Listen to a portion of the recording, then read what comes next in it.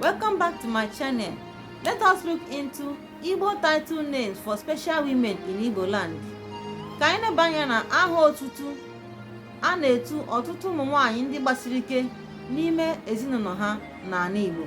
Yes, because in Igbo land we have many brave women out there. Yes. Ụmụ nwanyị mụọnụ, ụmụ nwanyị zụọnụ, ụmụ nwanyị rienụ ise. Aya, let us start. Number one title name is Osodieme. Osodieme, meaning a woman that does things together with her husband. Yes. In many families in Igbo land, these brave women, their husbands always seek their consent before doing some certain things in their families for their own progress. Yes, you call them Osodieme. Another one is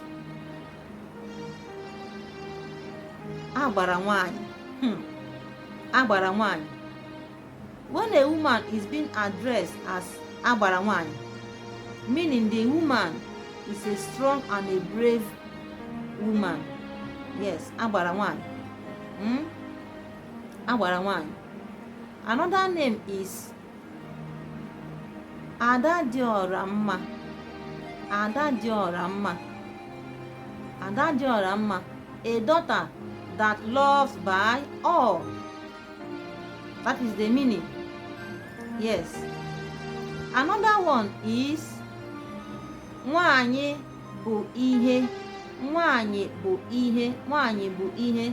Nwanyị bụ ihe means a woman is very important. Yes.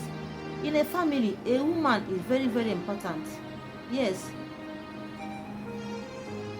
Nwanyị dị mkpa na family, nwoke dị mkpa na family.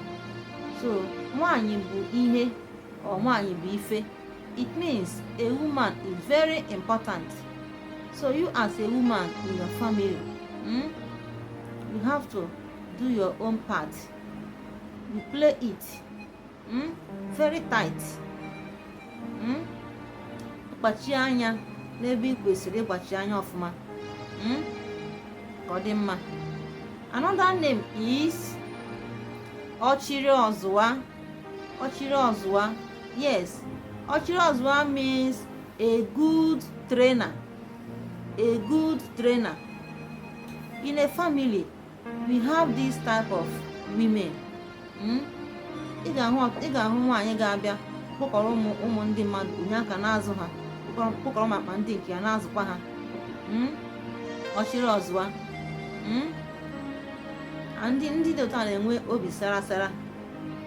This type of women, they have good hearts. Another one is Odoziakụ. Odoziakụ. Odoziakụ, a woman that arranges her husband's wealth very well. You call her Odoziakụ. Odoziakụ. Mana kịta ndị mmadụ bụzikwa ọkpata akụ. Ọbụzikwa onye ọbụla bụzi kịta Odoziakụ, onye ọbụla bụzikwa ọkpata akụ. Mostly ọkpata akụ. That's by the way. Cause ọ bụrụ obi dị ya. Obi dị ya. Obi dị ya. Before a man calls you by this name, obi dị ya, meaning that you have won his heart. You have won his heart. Obi dị ya. Obi dị ya. In olden days, it's very common to hear obi dị ya, enyi dị ya, nwanna dị ya. Different names, different title names given to a woman, given to women, portrays their character and behavior in the family. Yes. Obidia, meaning a woman that knows her husband's mind or heart.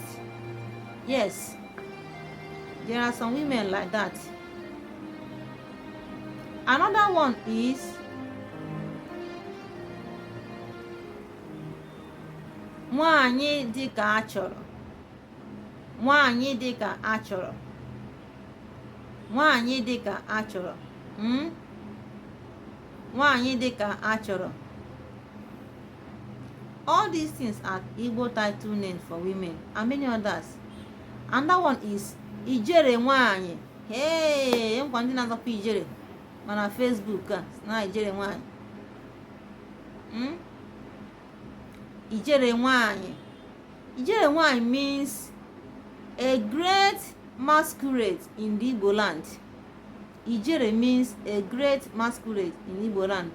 So calling this woman Ijere nwaanyị means that the woman is a great masquerade in Igbo land. Ijere nwaanyị, ijere nwaanyị, ijere nwaanyị, ijere nwaanyị, ọ na-afịọ ijere nwaanyị.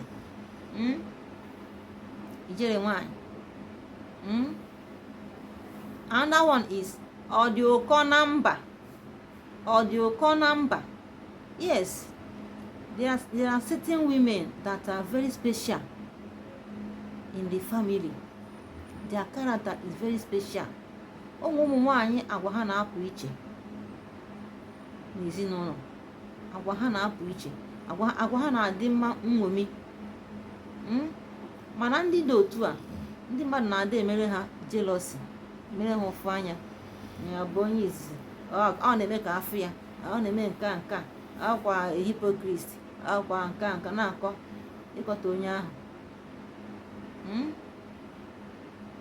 Mana onye ọbụla na-eme ka chi ya si kee ya. And many other names.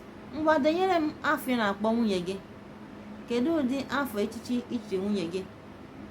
Maka na mma na onye ọbụla nụrụ nwaanyị na-akpọ nwunye ya afa.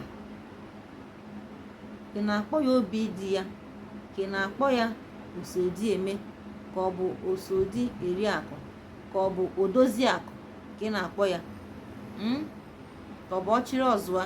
Kedu nke na-akpọ ya? Write them at the comment section. Bye. Ka ọ dịnụ ndị nke m.